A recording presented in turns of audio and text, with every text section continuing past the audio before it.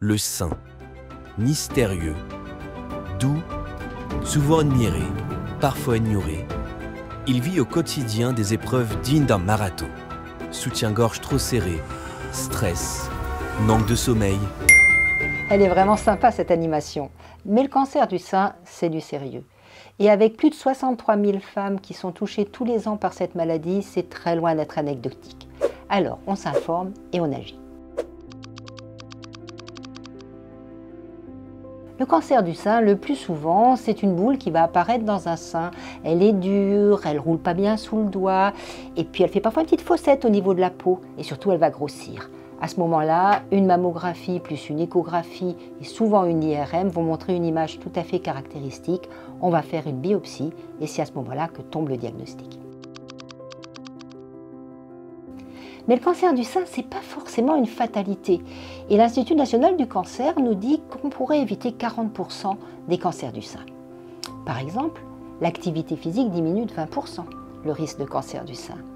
L'alimentation, si elle est bio, donc qui nous expose moins aux perturbateurs endocriniens, et si elle est anti-inflammatoire avec moins de sucre rapide et moins de graisses saturées, va aussi diminuer le risque de cancer du sein. Et puis le combo activité physique plus alimentation, eh bien c'est royal pour le poids, parce que le surpoids, ça c'est un facteur de risque important par rapport au cancer du sein. On va aussi bannir l'alcool et la cigarette, bien sûr. Et puis si on a un bébé, autant l'allaiter le plus longtemps possible, parce que ça va aussi nous protéger.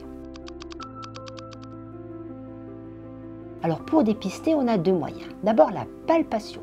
L'autopalpation, c'est pas cher et ça va rapporter gros, parce qu'il suffit d'abord, à partir de 25 ans, tous les mois, quand les seins sont bien souples, de se regarder dans la glace, regarder s'il n'y a pas une anomalie au niveau de la peau, une fossette, ou bien une zone un peu rouge, ou un sein qui a grossi tout à fait anormalement.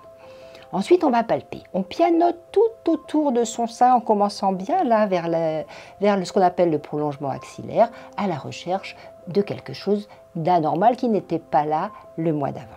Quant à la mammographie systématique de dépistage, ça c'est proposé sur invitation à toutes les femmes de 50 à 75 ans, tous les 2 ans. Bon, vous l'aurez compris, on ne reste pas les deux mains dans les poches à attendre que le ciel nous tombe sur la tête. On prend sa santé en main et on s'occupe de ses seins. Alors prends soin de toi et retrouve toutes les informations prévention avec HCR Bien-être.